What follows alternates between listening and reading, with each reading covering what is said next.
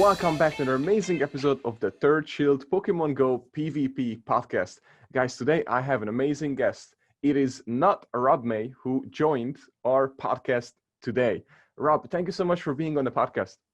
Of course. I was kind of taken aback that I would be invited to this sort of thing, but my podcasting sphere is definitely not outside or is outside of Pokemon Go, so it's kind of a surprise, but nonetheless, I'm excited to be here. And thanks again for waking up for this. This is incredibly early for Daniel, guys, so very appreciated.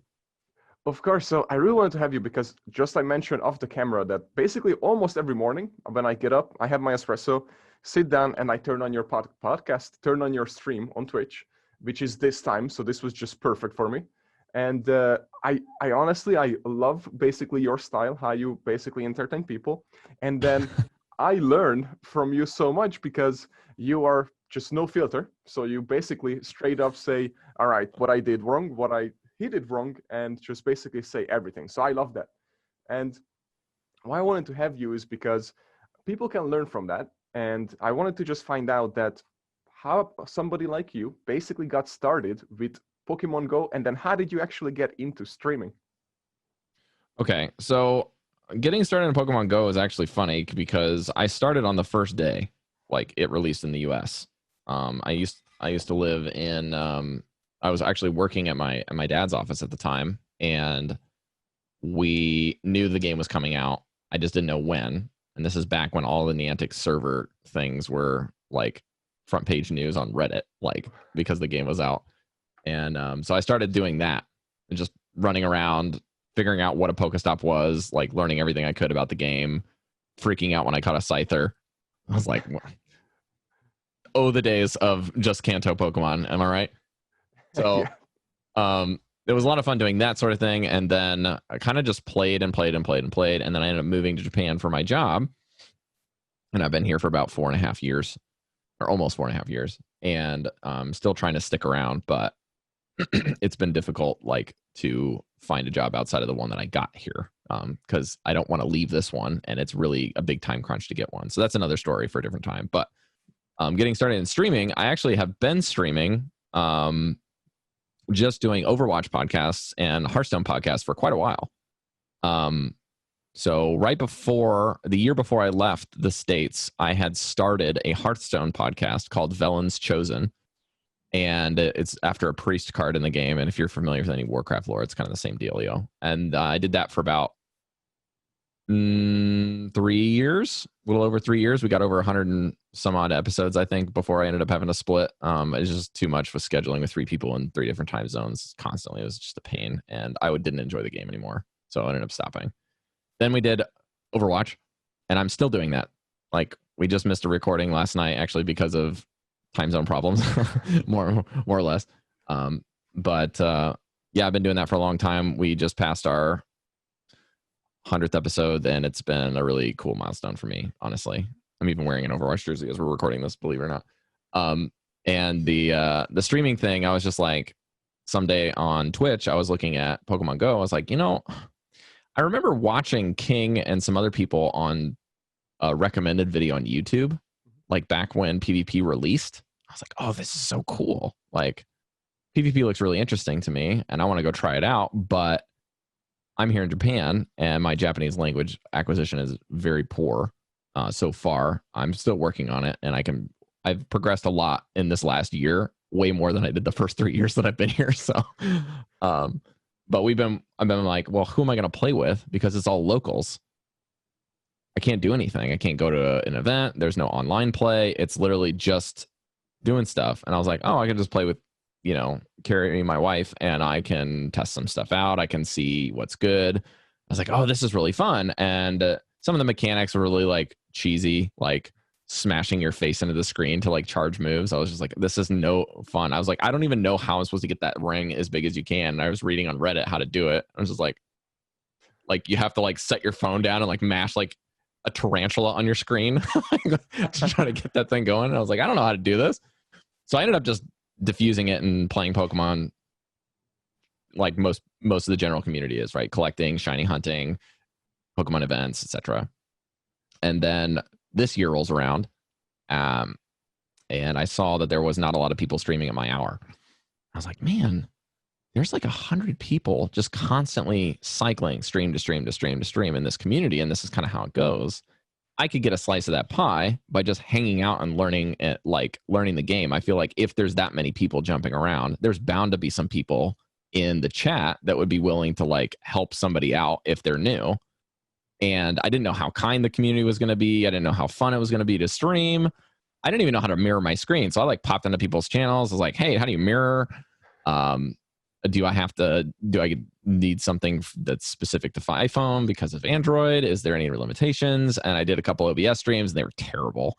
And then I went over and got Streamlabs and watched a bunch of YouTube videos and set it up, and then opened some things and created some stuff in Photoshop and just made a brand. I was like, look, I love Team Rocket. I don't ever unequip my gear, so I'll just make that my brand. And then it turns out there's like a Team Rocket team, and I was like, oh shoot, well, this is a slice of pie I'm not experienced in knowing what's going on in this space. So I'm just gonna embrace something. As soon as whatever the first thing that pops up is, I'm just gonna take it and we're gonna run with it. And it ended up being Mojumbo, who is, for those of you that don't know, is a Tangrowth. Tangrowth is a Pokemon that in Japanese, a lot of the names are not always transliterated out. So like Pikachu, Togepi, Togekisu, what's another one? Like some of the legendary ones like Mewtwo and Rayquaza, stuff like that. Some of the legendaries after Gen 2 were pretty much the same for all cultures, all levels of language. But then they'll have some things that are like localized for your language. And so I just took Mojumbo because I love the name of it. And I was like, this thing looks cool. And I don't have a lot of Pokemon. And I had one team for Ultra League my first month streaming, which is like less than 3 months ago. First time playing PvP, first time streaming in this game. And I was like, well, I guess I'm stuck with this one Pokemon forever when I queue up into Ultra League now. But that's kind of the main story of getting into it. And I've just been doing it ever since. Stream 4 to 7 days a week, just because that's how my schedule works. And I try to make sure I take at least a day off, but I'm always doing something. Being busy is how I survive. No, that's an awesome story, because the reason why I wanted to hear it, because you were right on the storefront of all of it. Because right now Pokemon is just getting more popular, and everybody wrote it off that, oh, Pokemon is gone, but I mean everybody, just the general public. But Sure. Now they're just turning around and coming back up. So it's the perfect time. And I'm so happy that you have this time, because you're right. There's nobody streaming besides you. This time, maybe some people in the West Coast that are just finishing up very early, or very late, I should call it. But you're going to probably take this forever. And then what I wanted to ask you this is that, what do you think about PvP? So when you first started, I loved the mashing the buttons, because obviously that was kind of broken. And then now we got into this new setup. So what do you think about the transition of PvP from the beginning of it, and then for now where it's at right now? And in my opinion, it's still in like beta, and we are still testing, so there's still a way to go. But what do you think so far in your experience when it first started, and then what is it like right now for people who are new to it? Yeah. I think also definitely this is a good transition point to talk about, because there's so many different facets of the game that everyone has an opinion about that wants to change. Like, there's not a single person that's currently happy with the state of the game with regards to PvP that plays it actively. And I don't think that that's ever been in the short lifespan, or half-life, I guess you could say, depending on if this is going to die or not, of PvP, is that they haven't really done anything with it yet. Like, that is amazing, outside of kind of like, there was a very brief period, I think, before someone had discovered a very like fatal blunder in the coding that was like the pinnacle, at least that we had seen, because we have regressed a little bit. But like you said, like I didn't really play a whole lot of season 1 and season 2. My first foray into gameplay was season 3. Like, my first games in PvP in Go Battle League was at the end of season 2. I went 5-0 in my first set. It was the last day of the league.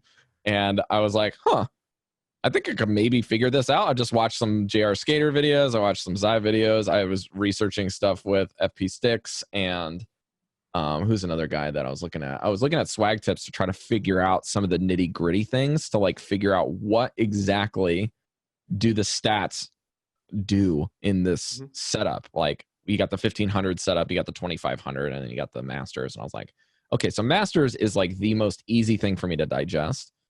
So it's just like, you got to commit if you're going to do it. That's pretty much what it comes down to. You got to commit almost all your resources in every way to get the stuff that you need to play. And then you've got Open Premiere that's a little bit easier on it. But the Stardust is just outrageous. Like some of the stuff that like people that have been playing PvP prior to the official game doing something about it was pretty amazing. When I first started, I was like, why are people picking like 1500? Why is this the stat block that everyone likes running? Why is it this is the magic number? And I guess it's just because now that I've been playing it, you can play whatever you want. Like more or less, there's not very many Pokemon that are left outside of that region, outside of just, meta ups and downs and moves and all that. So I do like the coolness of the league. I've been a Pokemon fan for a long time, but like Pokemon Go is just like the easy one. It's the one you can always have with you, the one you can always do. And then PvP in the game,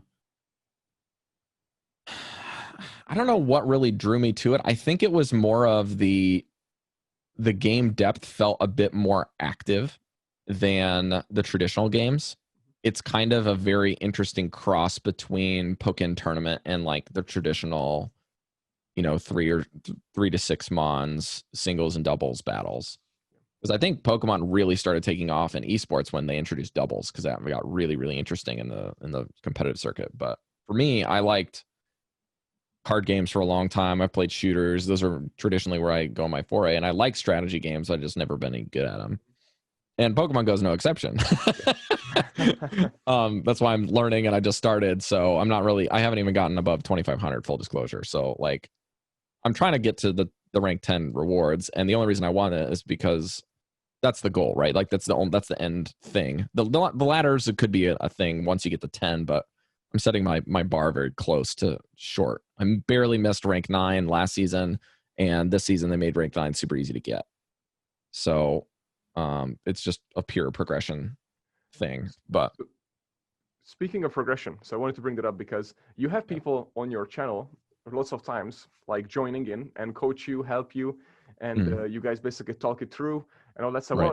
To ask you is that how do you anticipate progressing and what do you do to actually get better? Because obviously you're getting better watching your stream, but what do you do normally? Like after your stream, do you rewatch it or do you learn from your mistakes, or any secrets that basically you want to share, with the audience to also Sure. Yeah. I can only give you advice on how to essentially increase getting better. Rather than like having a target of I want to achieve this rank. And I think that's really important to kind of set the bar, as if you're playing Pokemon or you're playing any game, doesn't matter if it's an actual sport, if it's an esport, or even just a learned skill. Like your goal should not be to get a rank or get to like a certain point of excellence, right?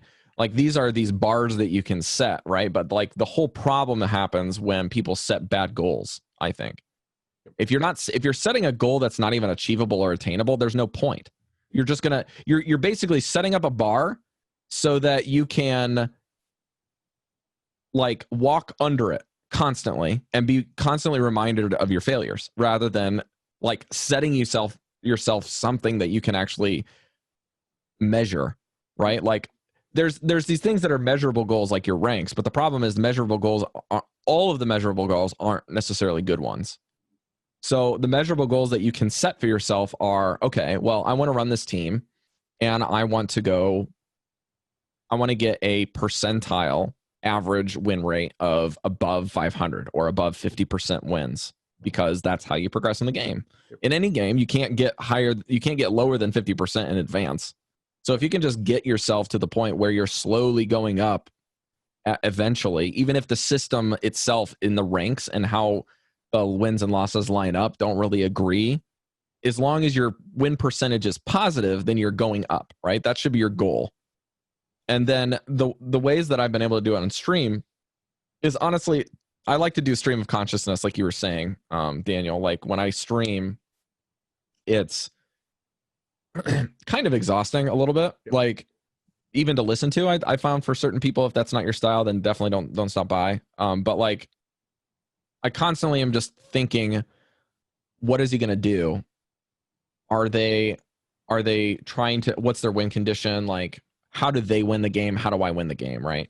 If you're playing, I think that you can set up your teams, you can practice, you can do all kinds of stuff. But like at the end of the day, you've got to figure out, how do you win with your team? What is your win conditions? And I've got a great mod that, shout out to Dizzy Drone. He pops in quite a bit. I think he's from the EU as well. Maybe even from Netherlands as well. I can't quite remember, but he has been a tremendous help to me, along with the people that pop in, about identifying what things that you want when you're playing Pokemon, right? You've got 3 things that I've been learning have been switch advantage, energy advantage, and then shield advantage. Those are your 3 things that you can get ahead on in the game.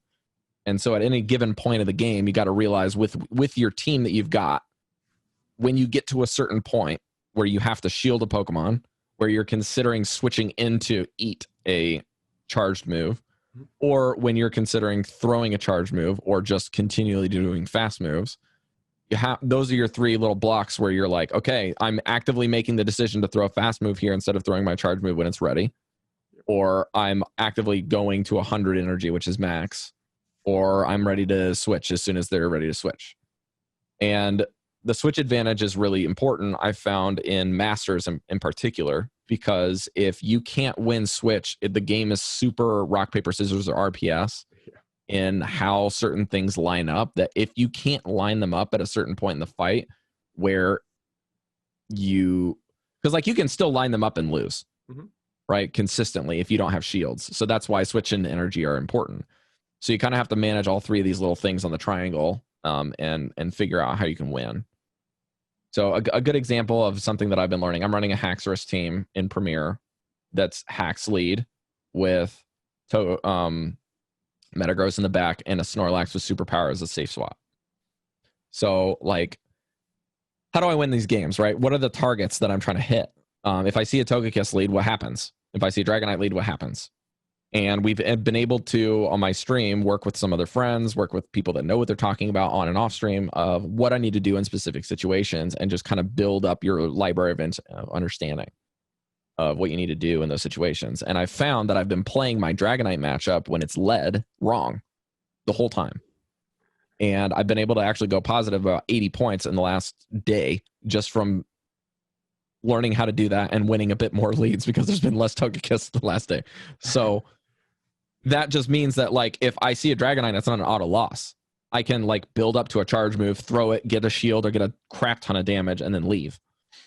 And then there's other situations where I can set up in a Togekiss versus my Snorlax, if they decide that that's a matchup they want to take, what to do. How many body slams am I going to throw? How low do I want to get? There's been situations where I'll throw like two or three body slams, and I'll build up to either a 3rd or a 4th body slam and just choose not to throw it, because then I can bring my Metagross in and get the energy advantage, dropping him by going down a little bit of the hit points. As long as I can guarantee that Snorlax takes a charge move from the Togekiss, I'm okay. Because then that means I only have to potentially shield once against Togekiss instead of twice. So that gives me an advantage on the shields, right? And it gives me an advantage against Togekiss because I don't actually have to throw a charge move. I can guarantee I'm taking shields or hitting like a terrain against something else. Especially if the Togekiss isn't a lead, you can line up your Metagross against it, and that's your counter, right? So you're winning switch, you're winning shields, and you're getting energy all simultaneously by setting up that Snorlax in that scenario. That's a real good point that you broke it down, because now the next question I wanted to ask you is that would you recommend to somebody new or even yourself to switching up the teams often? But just from hearing what you're saying, I think you prefer sticking with a team and learn all the matchups. Is that correct? I think that there are benefits to both. When your knowledge library is at a certain level, I think you can go for it, right? You can switch a lot. Like people like Jonkus, people like King, they can run like 80 teams and know how they win.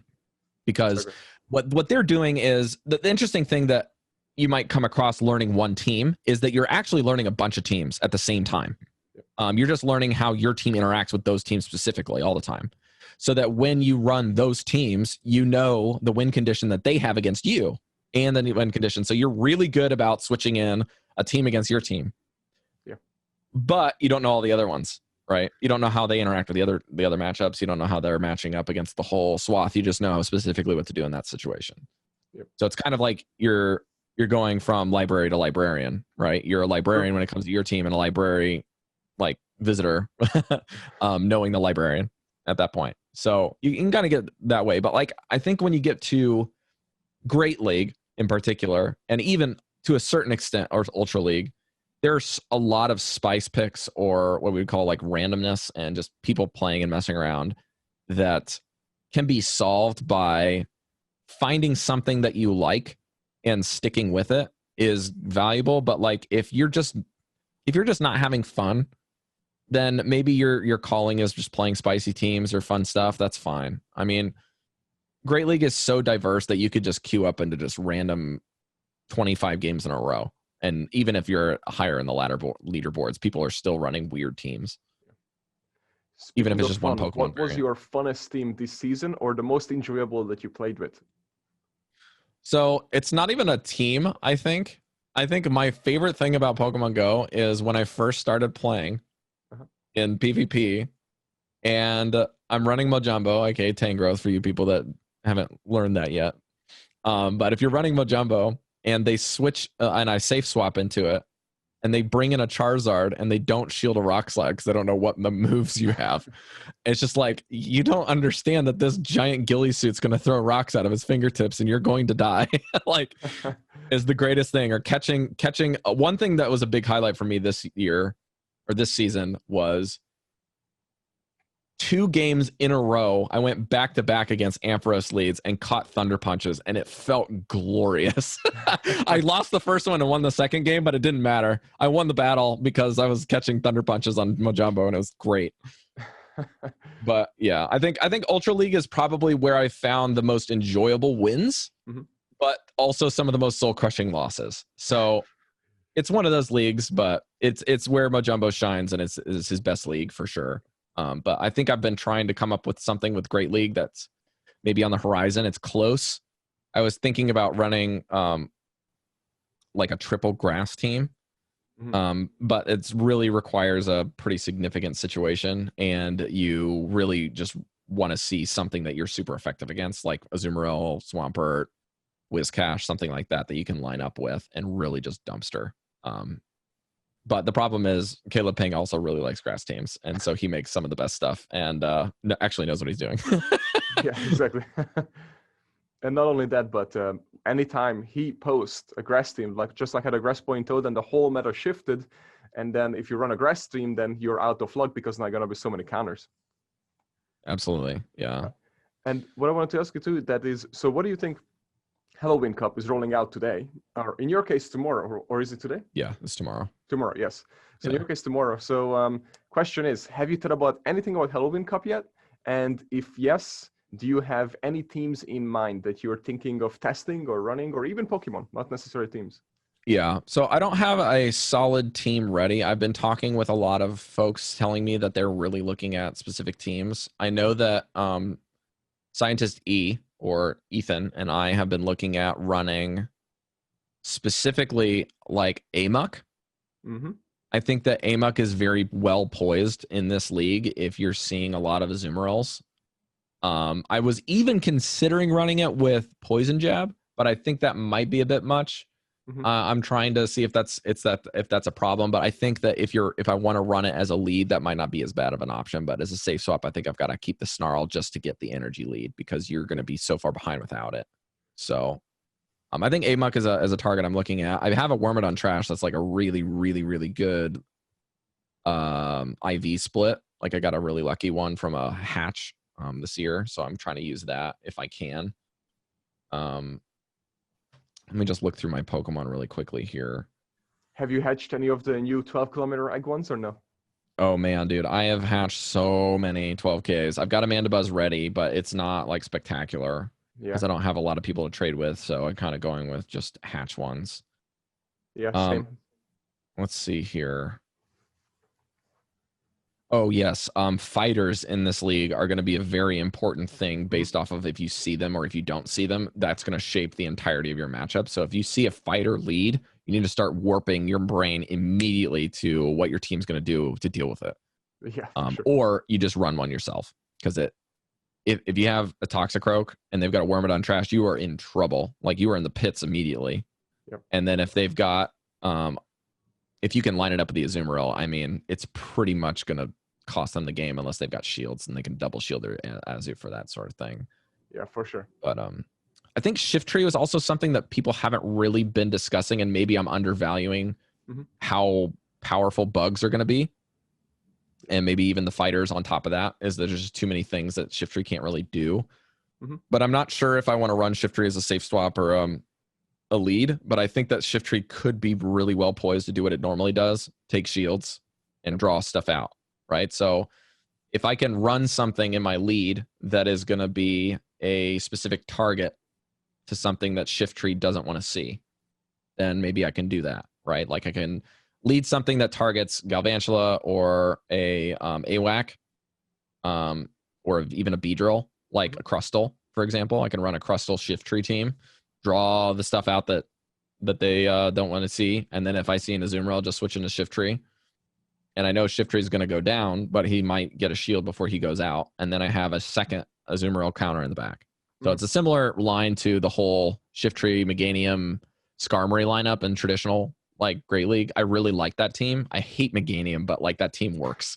So I'm thinking of something like that. I'm also thinking of Haunter lead. Seems very, very well poised. So I don't really know how to shape teams, but I'm like looking at. I was looking at leads like for about an hour today. I was just like, man, what leads can you pick for this cup? I think Beedrill is nuts right now. In this cup? Oh, that's good to hear. I think Beedrill is just nuts.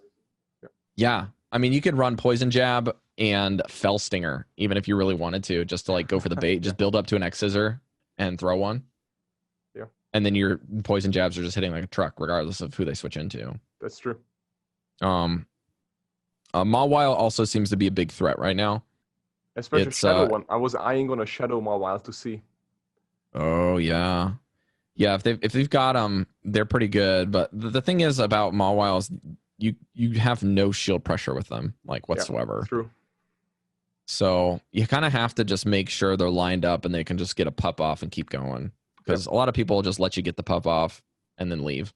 Unless it's a Galvantula lead. So that's the one bonus to Galvantula and Beedrill leads is Mawile just eats them for breakfast. So that's kind of I guess you would say, the paper for the rock in the Scissors Rock meta, if you will.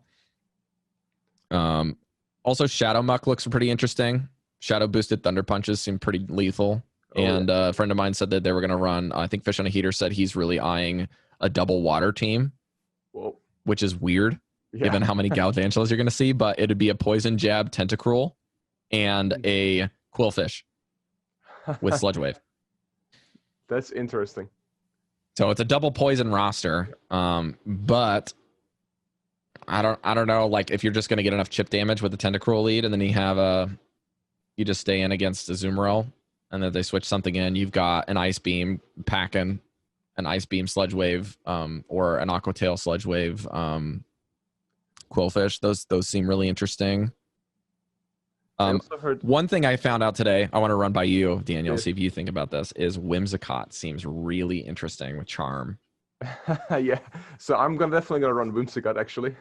Really? Yeah. That's awesome. Yeah, but that's one of my favorites. But yeah, so I will let you know how it goes, but I think it's very interesting, and it hits. The Charm is good, and it has good coverage, so as long as you're able to farm with it, you're good with it. Yeah, it's so interesting that they keep putting Hurricane on it, because I don't know if you're gonna, like, are you thick enough to do that, or do you have to shield to get the Hurricane with Charms? No, you're gonna have to shield unless you're facing something that you're resisting. Otherwise, Whimsicott is very, very squishy. It can only tank one attack, but barely. So do you lead? Are you planning to lead Whimsicott then? So yeah, because there's a shield. So what I'm thinking is lead, and then I might have to switch out of it and not let it go down, because I think it will be better at the back, but and have energy advantage. But yeah, that's what I'm thinking on it. And then of course, If I have that, I'm probably gonna have a goon as well, and then Ooh, yeah. and then I'm also thinking to, well, I haven't thought about it, but Swellot, if I say it right, It's wireless. or so, yeah, there we go. So that is actually also looking really good. But I'm trying to pick teams, just like you mentioned, a Tentacle, which is interesting to me, so I'm going to look into it. But I like to play with teams that people don't know how to play against, because you have way higher chance of the misplays, which is on Right, because you have that benefit, surprise factor in front of you, right? Exactly, yeah. Another Pokemon that you could look into is, I think my friend, he's like king of spice stuff, but like he was thinking of running a triple grass team with Whimsicott, Charm, and double Razor Leafers, and just try to fast team. That sounds dirty. But I don't know if that would work, because essentially you have to plan shields against Galvantula. Yeah. And getting lunged when you're running a fast move team sucks. Yeah. Like, it's really rough on you. So I might have talked him off the cliff of craziness. We'll see. But maybe he'll run like a Charm Razor Leaf team. I think that could work. If you run like he's got a Shadow Weeping Bell. So that's why he wants to run it. Oh, I see. Yeah. But Frostlass is one that I was thinking about running as well. I haven't built one yet, but they looked really, really interesting for this. Yeah, I haven't built one either. It's but that's the only thing that I haven't built, and I know it's really good. Yeah, I just made a Crustle like the other day, and then like 2 days later, I caught a random one just here and there, and it's like rank 12. Like, damn it. No. Wigglytuff also, it looks really interesting because you've got a lot of coverage with it against the poisons. You'll have to look out, but Drifblim is also a very safe Pokemon to run, I think, in this league. I just caught a really good shiny, so I might power it up. I'm so jealous. I went all day, forgot to use my incense, and got 0 shinies and 0 hundos. I was so depressed.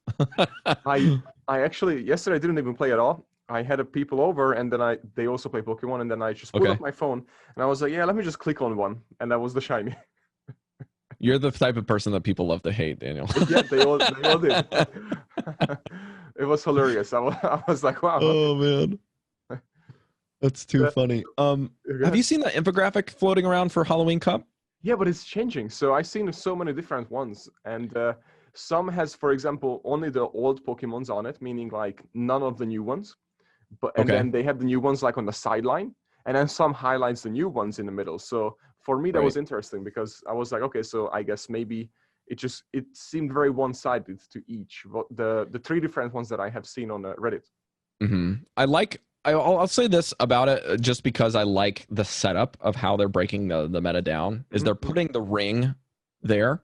Yeah. And it's Azumarill, AWAC, like Azumarill at noon, AWAC at 3, Mawile at 6, and then Beedrill Galvantula at 9 on the clock. And it just goes clockwise. Like they beat the one in the order, and then they also go directly across. So AWAC also beats, Beedrill Galvantula, and Azumarill also beats Mawile. Yes. Although I think if you want to win the Mawile matchup, don't you have to have Hydro? Yes. No. Actually, no, I don't think so. Because well, it depends. If it's Shadow, definitely no, because you can just farm it down. But I don't think, because I haven't run the Mawile yet, so the regular one. So I don't know actually if it survives or not. But I think you can. I think you can just bubble it down slowly, right? Yeah. And just get an energy lead away either way. Pretty big, Yeah, bubble hits hard with stab, regardless if it's resisted or not. But like the way they set up the core breakers and the infographic is very, very easy to digest in a quick way. If you're just like, okay, I want to find something that beats this, and boom, boom, boom, boom, just look for the colors and look for the position, and you're good. And just looking at that alone, like Haunter, Gengar have the same coverage option, right? They're even against Mawile, Beedrill, and Galvantula. I'm guessing that the core breakers are also using information based off of the one shield is my guess, but I don't know how this data is digested, because I know, and that Haunter needs shields or he's going down. Big time. And Galvantula chunks, so you got to be careful. But those are neutral matchups, and then it goes positive against Azumarill and AWAC, given that it probably just needs to keep punching AWAC, I think. And then against Azumarill, you're probably going to need a Sludge Wave. But it looks very, very good as a lead, especially. And the weird thing to me was that Drapion and Skuntank were neutral against 3 out of the 4 slots, and then they lose hard to Beedrill Galvantula. Well, everybody's going to run Galvantula, I have a feeling, so I have to anticipate that. So it cannot be locked in for sure. And then, Right. but I don't know about Beedrill. Everybody has a Beedrill now, though, so they could be running it. But it's so squishy. I don't know. I don't know if it's worth it, even though it sounds really amazing on paper. Mm-hmm. I honestly think that Galvantula is that slot as a flexible one, lead or backline, right?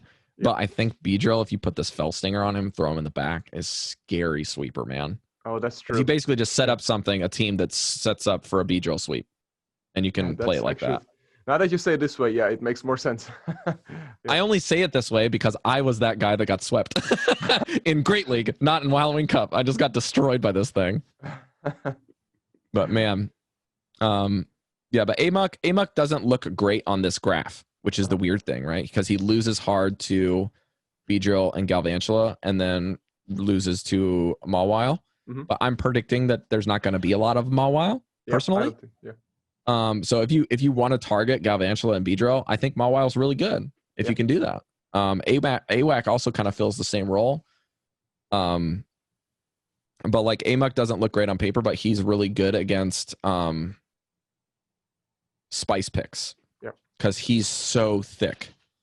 And people aren't targeting him specifically. I think that's why he's good. So if you run something of the two sections that he loses too hard as a lead, and if you see a different lead, that you want to target, then they'll switch, and then you can bring in Amok, and stuff that he lines good against is really good for him. Yeah. Really good, especially if they're running any sort of psychic type mon that you can, like a Wormadon Trash. Mm-hmm. If they're running a Wormadon Trash on the back as a safe swap and you just bring in an Amok, they just cry. That's good. You're just getting so much energy out that thing. I really like that idea that you're saying that about nobody expects it. So because it's not even on the actual advertising of let's use this. Mm-hmm. It's awesome. Good point. And then Driftblim and Golbat, I think. Even Shadow Golbat looks really deadly in this. If you can avoid. I have one, so I might test it out too and see how it goes. So there's so many options. I'm just super excited that it's finally back because Great League and now this cup is just so good. I don't know. I mean, Masters is cool, but Masters is just, X amount of Pokemon. You know what to expect. Yeah, they haven't really done a very good job in the community at creativity, and the team hasn't done a really good job at balancing the top end, I think. Exactly. They just need to... It's really weird because you can't just say you need to increase the overall CP that things get to, because that doesn't do anything, right? You have to increase movesets. You've got to increase diversity with things that are going to matter, right? You could have a Pokemon let's just say randomly Clefable, right? Clefable could be really good, for example. I don't know, if it got a really high CP value and you could throw it all the way up into Masters, especially in Premier. But that doesn't really solve anything if Clefable isn't good against the Pokemon that are there. Exactly. So they have to do something where they're kind of bringing in a bunch of Pokemon that are good against not just each other, but the stuff that's really popular there, and then just mix things in. Yep. And the game codes and stuff they're trying potentially to do that with, I think, newer Pokemon instead of solving existing problems because it's easier. Yeah, exactly. And they won't get flamed for making a Band-Aid decision that doesn't end up working. And the other thing is, some Pokemon just need a move, one move, and it changes everything. I mean, we saw that with Galvantula, right? Yeah, exactly. So. And, that's what I was thinking. So, for example, what I hope it's going to happen eventually, but supposedly, we'll talk about it in a minute. It's my idea. I want to ask you a few questions about it, but I think they're cooking something big, not for next season, but the following season, because the next season is just like a placeholder season, according to them, from their words, because they are prepping for the following season. So I'm hoping that the reason why they're doing this next placeholder one, because they're going to release new movesets, which they also just added into the game. And then they might change up a few things that we don't expect. And because there's no ranking, they can make the most changes because you're not going to be pissed if you're losing so many points because we had no idea what's going on. So that's what I was thinking. But I just really don't like in Ultra Premier, for example. I mean, sorry, in a Master Premier, Metagross is so strong that it's it's every single team that you face, more than likely, has it, And then Metagross, it's your chances way lower, especially when you go higher and higher. So that shouldn't be a thing. I feel like that should be more balanced in a little bit, or at least have more things to pick, or just more moves that is, So I think they just haven't. It's really like worked they on it. don't have anything in Masters Premier that is a solid steel type that's not legendary that you can use. I think that's what it really comes down to, right? Because you got the double steel team that people are like, oh my gosh, I can run 2 steels. It's like it's a Magnezone. It's like paper thin steel, right? Yeah, It's the discount Steelmon. exactly. And it comes from 2 main things. The first is that Togekiss is good at everything. Yep. Everything. Togekiss is in every single league, is a main inclusion in 2 of them. And not just the 2 leagues that it's available, but also the open variants of them. It's a threat. That Pokemon needs to be nerfed really badly. And you can't just nerf it. You've got to nerf everything else, because if it's gone, then dragons are going to just take over Masters. Exactly. It's going to be nothing but Garchomps, Haxoruses, Dragonites, everything. And then it's already like dragon heavy in open. Yep. And Cresselia has like been a kind of an annoying savior, I guess you could say, for that sort of thing in open ultra. Yep. But like also Giratina probably needs a tweak down. I think that a lot of the main problems come with maybe even some of the back burner of, I think certain charge moves just need to be reassessed. Like if they nerfed Dragon Breath and then also retweaked this in the same line item, Charm and Bullet Punch, like energy costs, damage ratios. Maybe if they even made Dragon Breath like do a little bit more damage and then put it at 2-turn move, that could also be an interesting dynamic. Yeah. Stuff like that is kind of things that I'm thinking, like you can't just, because what happens is if you do these small little iterations, you're going to come to a point where people can kind of slowly adjust with you as it goes. But there's 2 different design philosophies that you can take. And I mean, Overwatch has fallen in the pit of a couple of these, but it becomes really hard to balance everything. But if you just kind of take a hammer and start chipping Jenga blocks, you can legitimately be good at Jenga if you hit the right blocks, right? Yeah.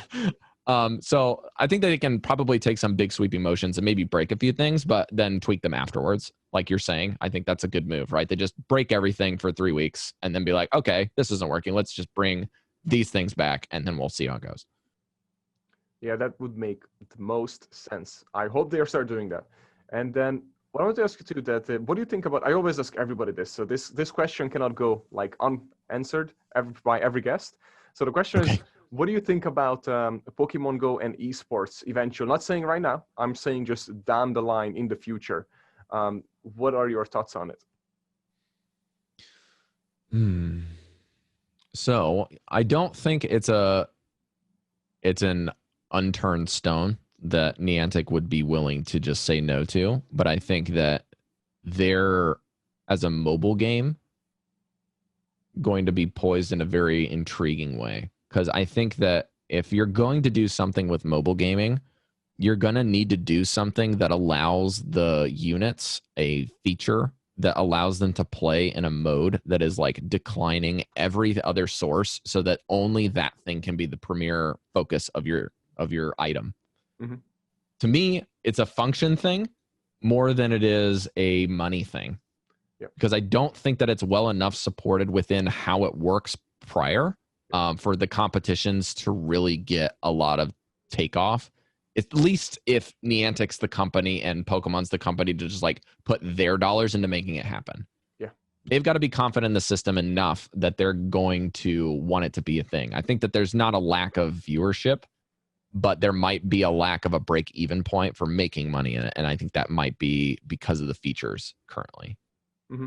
But I think that if they can put a tremendous amount of work into game balance as a primary standpoint, and then work at the same time of making sure that people aren't like, lagging out on friendlies, even if they're within 2 feet of each other, is kind of a problem.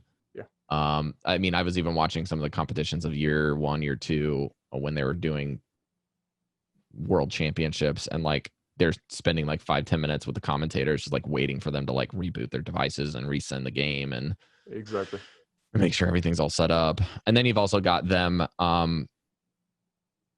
and Sylph, I think, is another thing, is like if there's going to be competitive circuit to the game, they've got to really establish what that looks like. And I don't think, one thing that I'd like to kind of go on record about saying, and if it does come up, is that if somebody is concerned about Go Battle League and the official public esport circuit being a different style.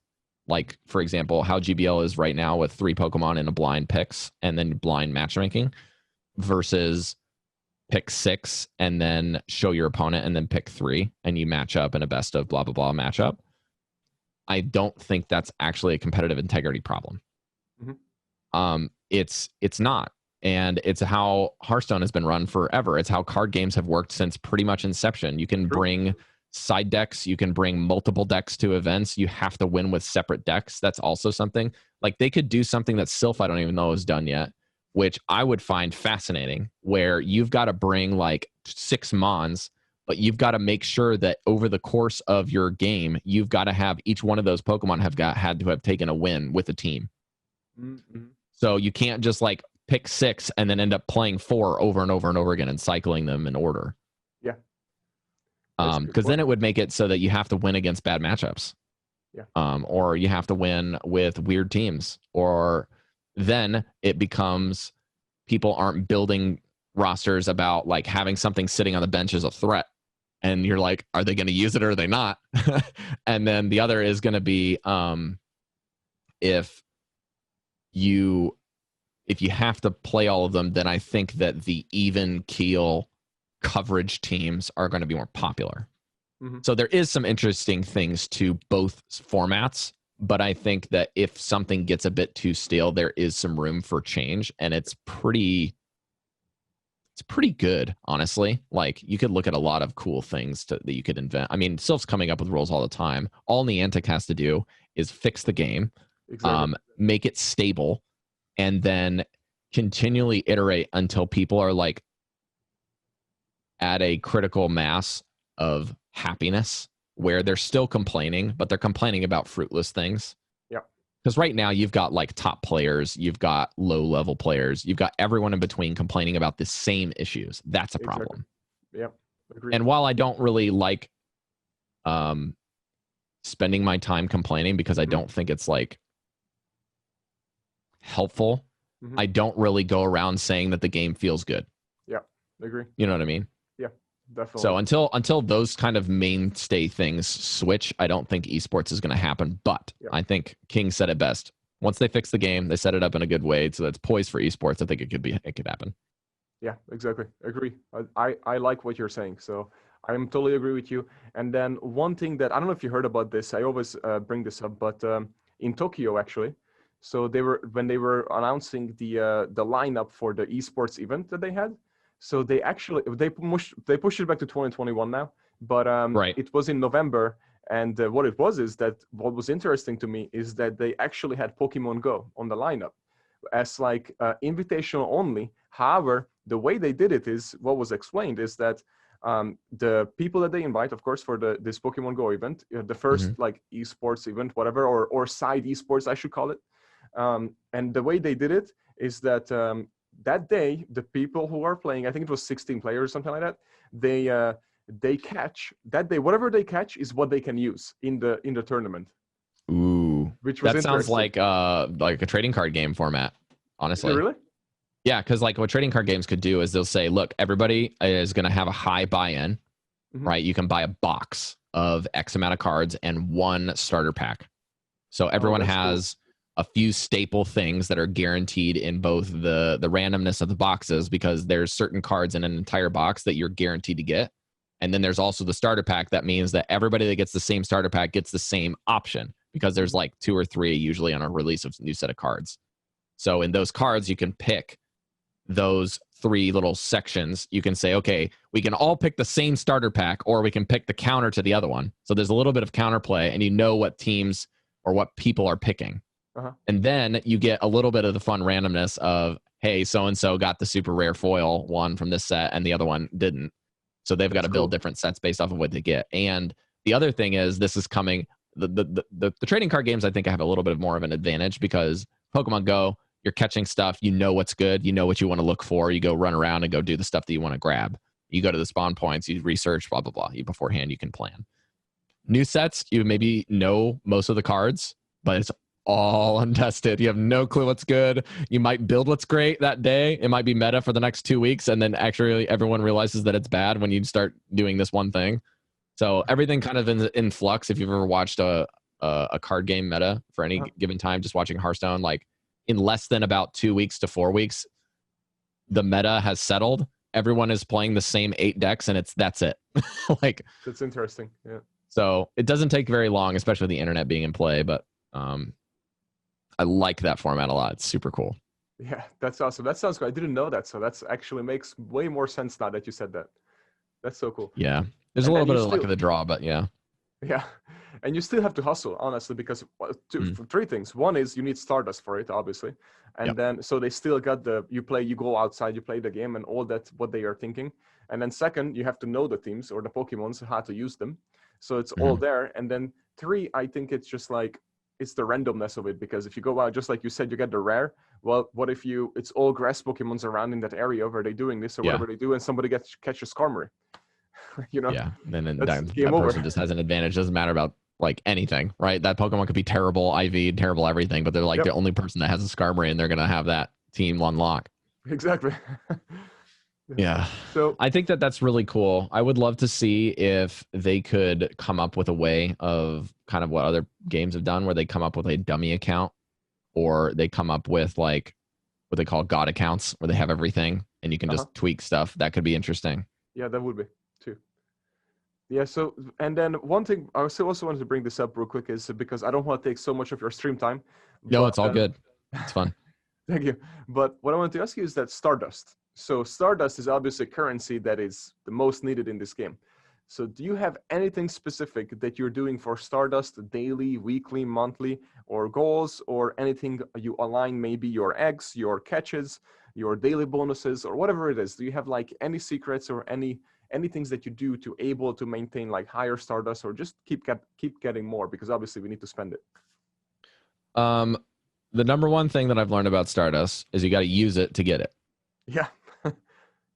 And what that means is if you don't have a team for a specific league, you're losing dust, even if you're not spending it to get in there.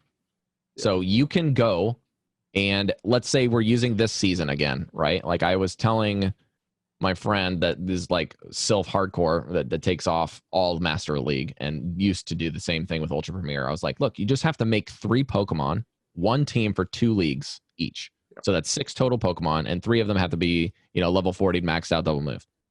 You can do that. Mm-hmm. And you're getting 700 dust every time you win the first game of a set. True. And then if you are good enough to get past rank 5, rank 6, 7, 8, 9, because you can get to 9 just by winning enough games getting there. Once I'm at 9, I'm making like 1/4s, I think at the end of the set are like 2,100 dust. Mm-hmm. And a 3/2 is like 26, and a 4/1 is like 3,300, and that's per set. Like per day, you're getting an insane amount.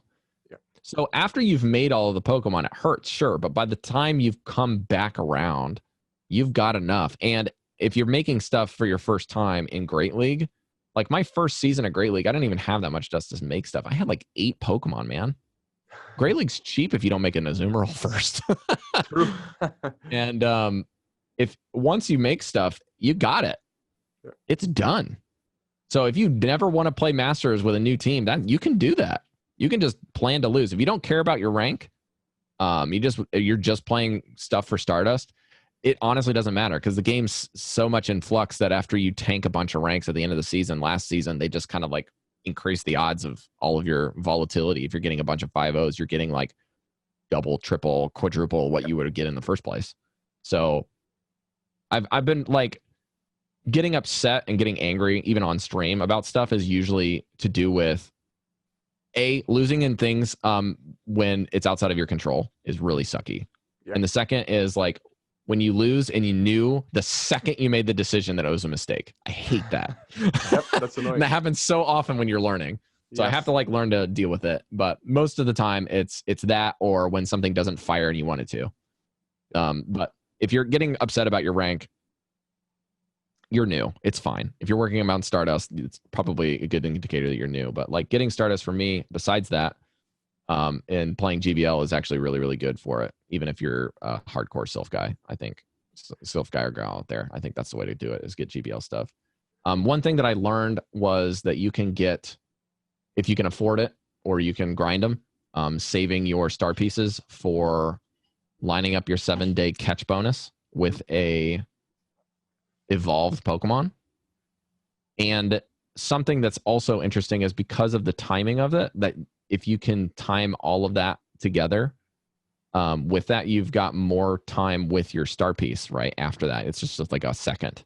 So a lot of times I've found that if you can't line it up with a evolved Pokemon, which is very common, then you can bank research tasks until you get one, and then catch until you get to the evolved one. And then once it's ready, then you pop your star piece, catch it on the first thing, and then hit a rocket balloon.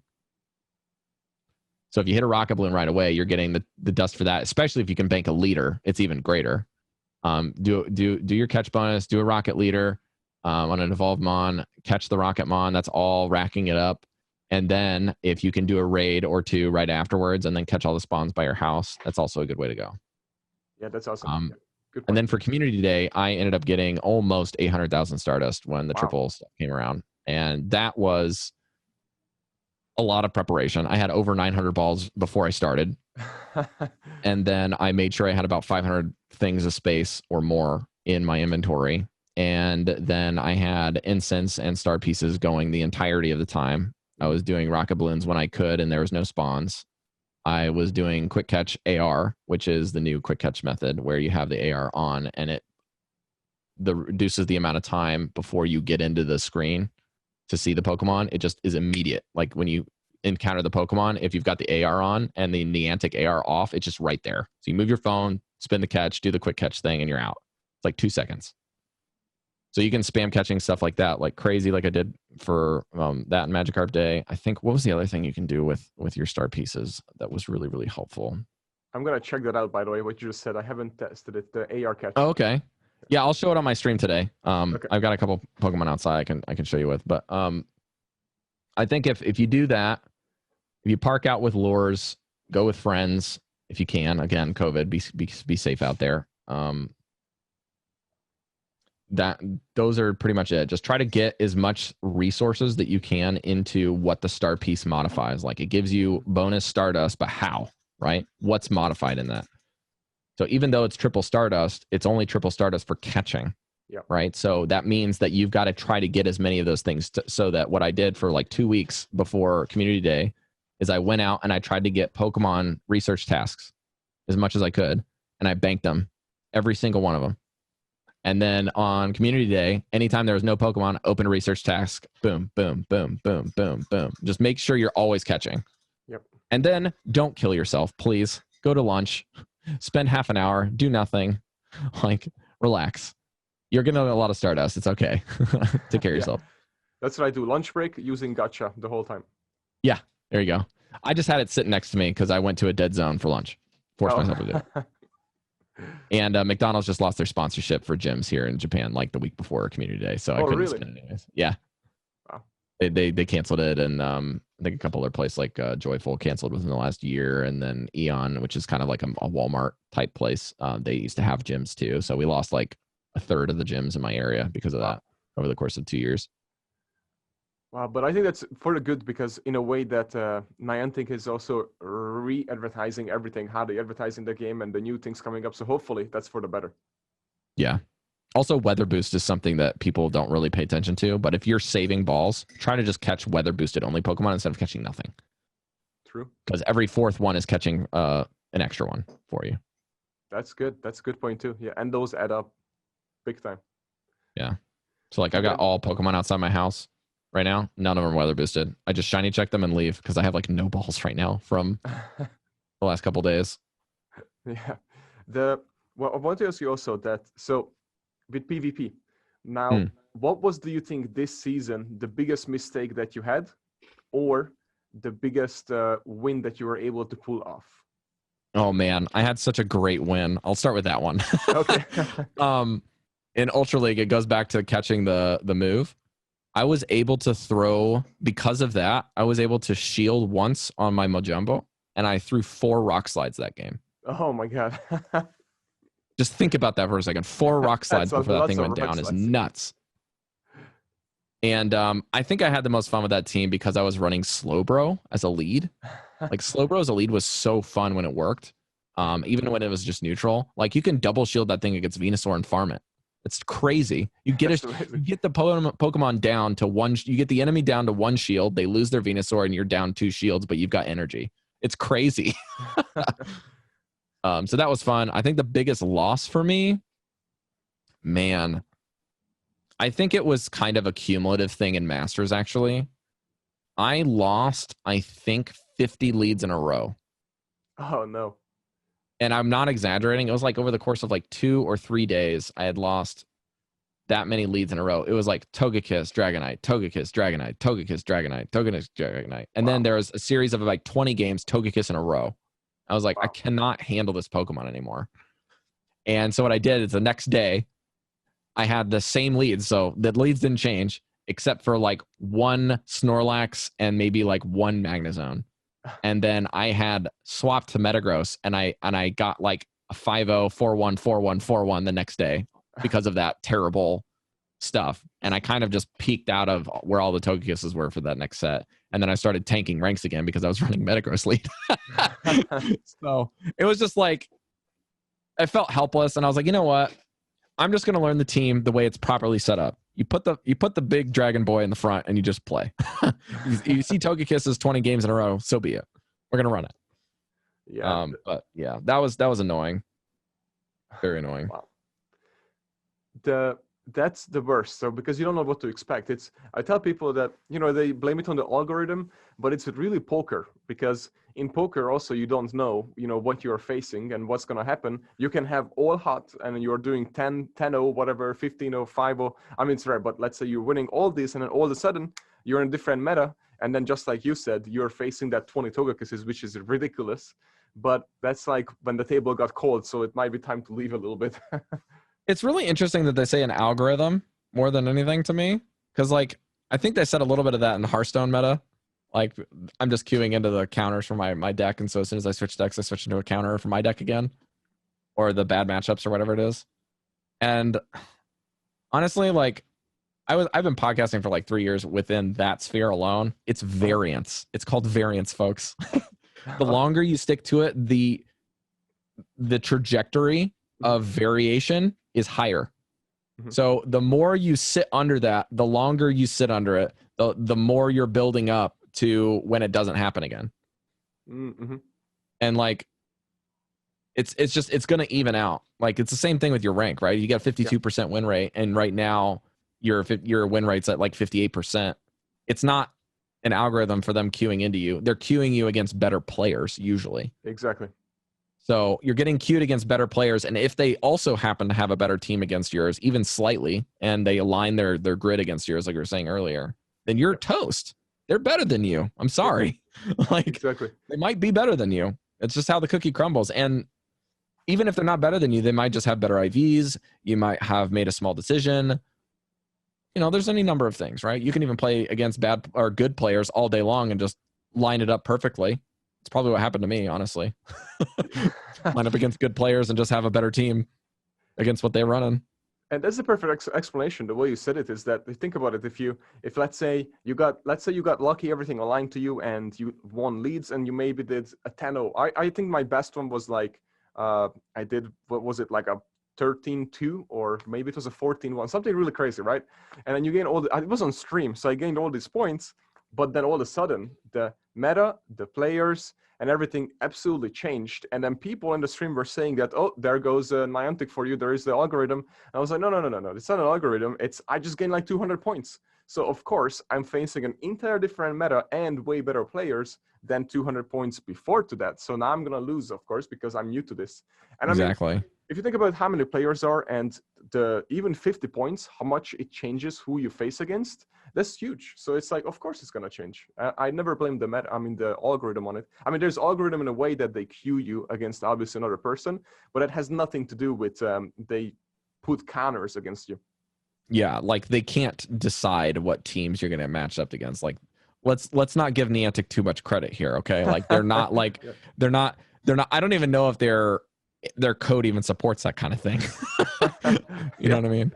Hopefully The other that's thing good. cool that's a fun goal for you guys to set yourselves if you're kind of getting burnt out on the game is go to your character screen where your account is and scroll down to where it tells you how many Pokemon you caught and or how much XP you have. There are certain people that grind the game for those stats only. Mm-hmm. They don't care about anything else. I know people that are like religious about using lucky eggs for when they up their friendship level with new strangers, and they cycle people that they get randomly on their friends list when they're maxed out every couple months. They just send them out. They don't need them anymore because they're just grinding XP. I think it's like Trainer Club 40 or something like that is what they're called. I'm speaking out of my ignorance here, but I know that I went for 1,000 catches for Community Day and I didn't get to that. But I think that if I was at a little bit more of a populated area with a bit more phones and a bit more lures, I probably could have got there because I got about 800. That's so But crazy. yeah, I couldn't believe how many I caught, but I was like, I need to track it and I need to go hard because I want to see what it is. I've never tried to track how many catches I've done in a given day if I'm going for it. So it's a fun number. And I've got a guy that is in our Fukuoka, which is a section of Kyushu, which is the southernmost island of Japan in the northern area. They have their own Sylph Ranger that's in charge of this Discord, and he does this thing where he looks at all of the people that are in their area or friends of them that are close and screenshots all of their stats on Monday and then does a weekly recap. And he just posted it showing who gets the most catches in the top 5, extra effort, which means like how much more did you put into all of the other categories than you did the previous week, and then how many battles did you do that week, how much walking did you do that week, and what is your community weekly rank. So really cool stuff there. That's so from crazy. there. This game is like almost like endless. There are so many ways to create so many little competitions in between. It's just crazy. Yeah, it's really neat. You know what I was thinking actually? What if I don't think I'm gonna do this, but I really thought about it for a little moment. That maybe have one season when I only use shinies throughout the whole season as the Pokemon, and then make a thing about it that shinies only for the whole They do season more in Go damage. Battle League. They do more damage. But there are so many people who have these crazy things that they. I met the person who just like, oh, I only catch shinies. So his whole thing is that all he has is shinies in his Pokédex. His inventory. Well, I mean, that's not possible. Meaning, like in his inventory. Yeah. Yeah. I know there's a guy that I've heard secondhand. They had a friend that only keeps, or he actually tries to get Nundos, 0% Pokemon stats because they're so rare. Yes, that's to very get. rare. Yeah. And then there's another person who says that they're trying to complete their Pokedex as a major goal. So that's something that they can do. It's a very simple one. Another one is, what was it? They wanted a CP10 for all of the Pokemon that have it. And if you think about it, CP10 Pokemon is very similar to Shiny. Yep. Because they're really hard to come by, a level 1 Pokemon. So he's trying to get level 1. And I was thinking about this too. There's some people in the Pokemon Go community in the PvP area that are trying to advocate for a 500 CP league and even a level 1 league. Wow. And they were really cool. And I made a really stupid stream one time where I don't have anything good for Autorect, which I don't know if you've heard of this game mode, but Autorect is essentially Great League. And anything from 1350 CP, they changed it recently, all the way up to 1500 CP. And you delete all of your teams and it automatically fills them in and you have to play with them. You can realign them, you can lead and set something in the back if you like, but that's it. And you just challenge people and you autorect. So people have done like tournaments with this sort of format. It's really fun. But I told people in our chat, I was like, okay, we're going to do a 500 CP league. Pokemon that you can use are only single moved and they have to be, blah, blah, blah. They have to be base Pokemon. They can't be evolved, or they can be a baby Pokemon or a standard one like that comes from a baby. That's fine. So we did that and that was fun. And then we did one where I was like, you have to have a full shiny team at CP 500. And then we did like a 1,500 team where it was only spice picks. So if it was listed on PV Poke above 300 or 400 number, you can't choose it in the overall stat. So that was fun because then you get to see a lot of really random Pokemon and you have no clue what their fast moves even are. Like, what are they? Is this a poison jab? Is this a poison sting? What is this? Flying Pikachu might be actually really good in that 500 league. It turns out it's super broken, and 500 it's really good. Oh man, yeah. Two things. Do you think that would be viable or would be amazing if Niantic would come up with, like, we have the league right now, right? So there is season 10, rank 10, and it stops there, right? So after rank 10, there's nothing. So you can, there's no more. You can gain points, of course, but that's about it. You don't get more rewards if you're the top. You have the top points. You don't have less rewards if you have the lowest point, rank 10, anything like that. So what if the next season or following season they come up with something like maybe have a playoff system, and then that way whoever places gets like maybe a trophy that they can showcase inside the game, or maybe an avatar unlock, or even more Stardust or whatever it is.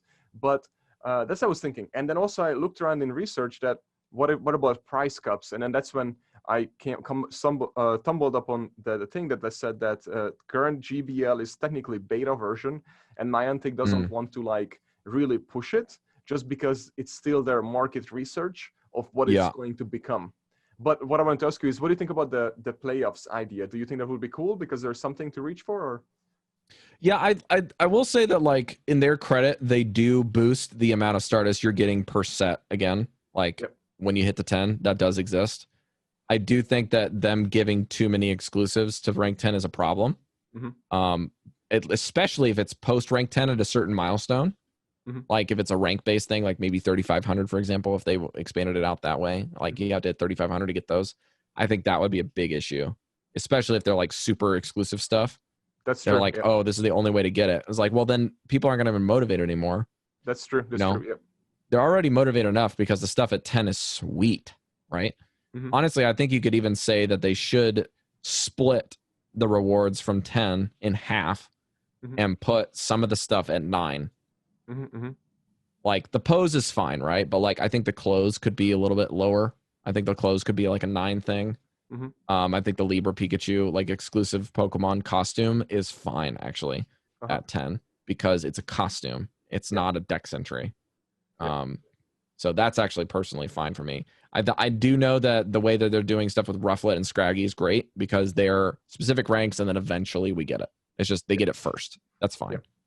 I like your idea for the tournament or the cup idea because that really mirrors a little bit of what I'm using Hearthstone because this is stuff I know, but it's probably not a great model. But like they have certain qualifications where they can participate in tournaments to qualify. They can continually show up with good records to kind of get invites from the companies that are running them. And then they can also do like local tournaments that are sponsored events that they can actually win those and get slots into big cups or big esports events. But the other way they used to do it is if you can get to certain levels on the ranked ladder and you can get a top 500 finish in the top 500 boards. If you finish within the top 100, they have a point system. So at the end of each quarter or the end of each month, you're racking up points. And the systems are all 1 month long seasons in how they set it up. So we did have to do some adjustments for Pokemon Go for sure. But if you could rack up those points, if you earn enough of those points, then you get a free invite to one of the invitation tournaments. And you might get like a bye in like 2 of the rounds, or you might get right into the winner's bracket or something. I don't know how it worked specifically because they changed it so much, but like you could get into the invite tournaments if they ever expanded that to esports. I think that's a great idea and definitely something that should include because it is even if the formats are not the same, it's a respectful way to learn and to win games. Because like there's players that had streamed their climbs and were ridiculous players at piloting one deck or one class, like Warrior, for example. They played Warrior decks only, and they would always get the top leaderboard finishes. And they're just like, I'm not playing anything but this.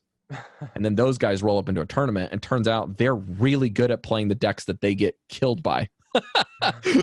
So like they're usually like these big, bulky, tanky type classes, and then they come in with their big bulky tech like class, and there's a ban format, so they get banned out of it, and they just run all the rushdown decks and they kill you, and you're like, I didn't know you could play that.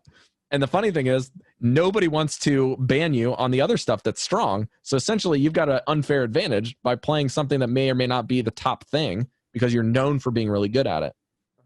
You can divulge into that, but like, I think that could be a really cool thing for GBL, right? You're really, really good at GBL and really good at the one team that you run, but you show up with like a bunch of really interesting themes in a Sylph format, and turns out you're really good at it. That could be really, really interesting for when tournaments start popping up and stuff. But I would like to see something besides like a little bit boost to the Stardust and leaderboards as being the only things past 10. I think there's got to be something to motivate them besides leaderboards, because they get nothing for leaderboards right now. Yeah, nothing at all. Yeah. And then what was it? End of the season dust? Was that the other thing that they get? Is really, really big? Well, it's not that much bigger, but yes. But well, you know the yeah, that's what it just bugged me a little bit, that it's like the leaderboard changes daily, right? So technically, on the last day of the season, you might make it, you might not make it, or you're first, or you might last, and all that could change, and it just changes daily, so you have no idea whatsoever. The playoffs would be really cool with the points that you set to. Then each season you get that, and that's how it maybe aligns, and there's like a world championship, just like Silp Arena. That would be really cool, and I think they have all these in front of them. They just need to use it eventually. Yeah, I have one idea that I actually thought of for a full restructure on some of the stuff, because right now the game is 5 sets a day. Yeah, that's it. And then there's like some minimal thing where you can get 6 sets if you bank 1, so you're never really gaining, right? Yep. I was predicting that, or not predicting, but I was pitching that I think that they should actually axe a lot of the rewards for GBL. Not like kill them, but like nerf them to the floor, like what you're getting for Pokemon, like 100 dust per or something like that. And then if you do that and nerf it all the way down, and then you unlock how many games you can play, then people become way more motivated to grind. They can continue push for higher ranks. They can really get in there. You know what I mean? I really want to be able to play the game more. I wanted to stream it more, especially now that COVID's gone. They've made some restrictions, so it's way easier to play outside of locals. MDK just rated me for 56 people. Thank you so much, MDK. Appreciate you, man. Like the ability to only play so many games a day sucks. Yes, I agree with that. But I think it's because of the fear of missing out, or the FOMO disease that everyone has. It's like, if I don't play my sets today, then I lose that dust. I lose those games. I lose that experience. I can't check in, stuff like that. And even when you play in just the small amount of games you get sucks.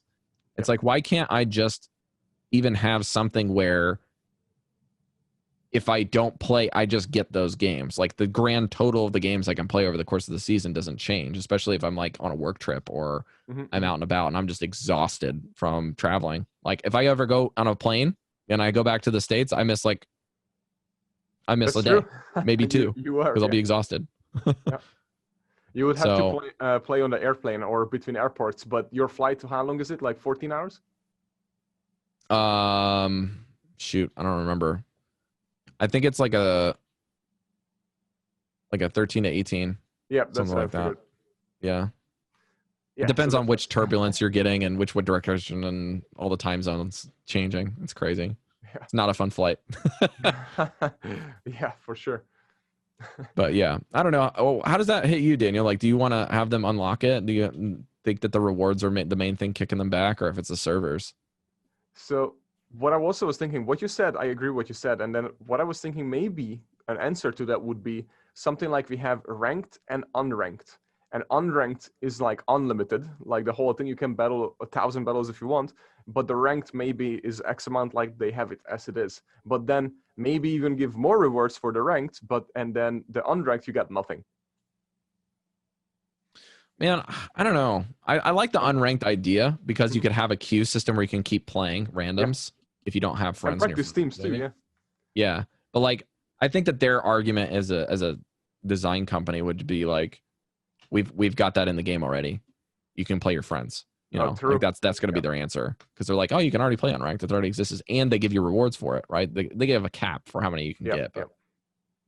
And then There's also the debate of like paying for more things, right? Using premium passes to get bonus sets. I don't like anything to do with pay to win at all.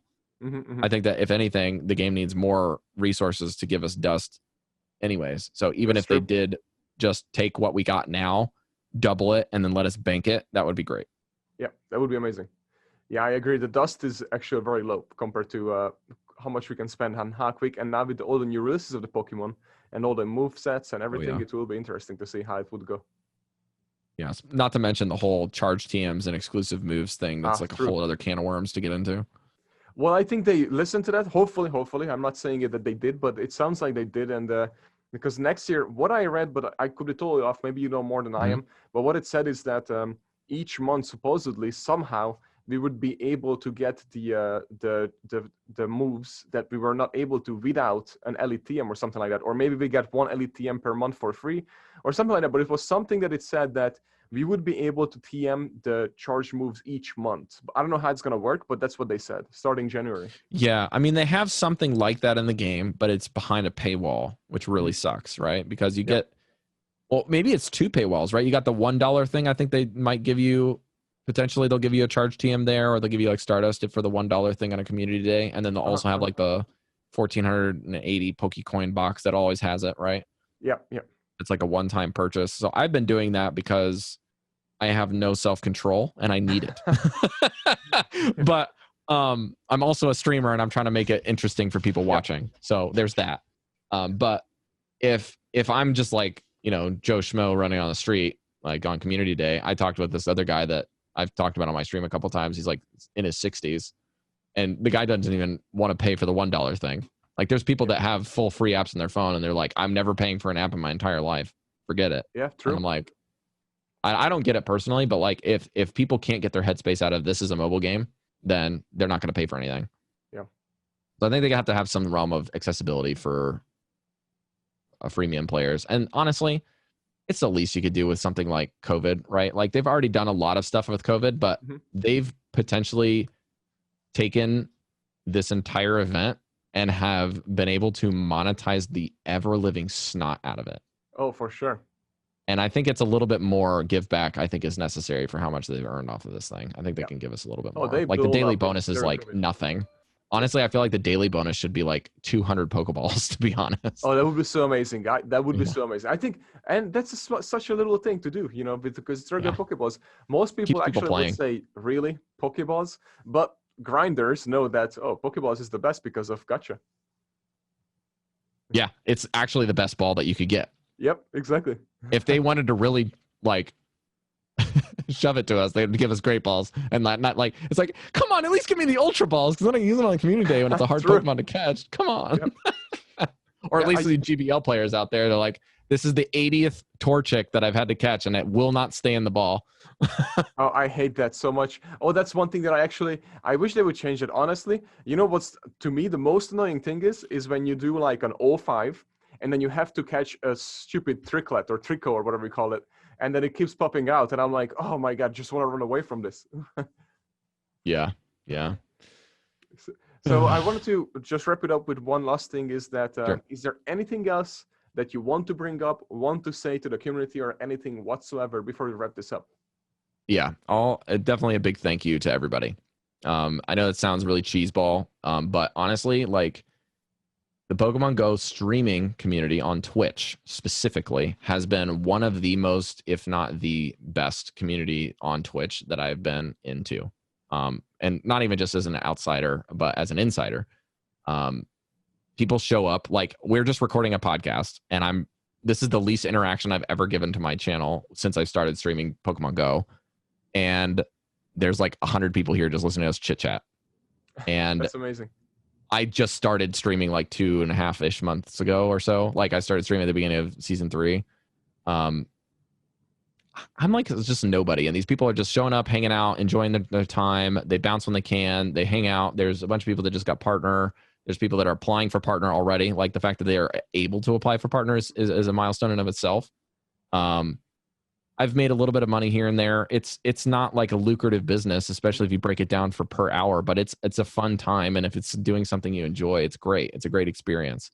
Sure, there's trolls, but like, out of all of the people, yeah, I just got rated for another 95 viewers from Tommy Love. Thank you so much, Tommy. That's But like, it speaks to people are so integrated. They're willing to help. They're willing to help you learn if you're new.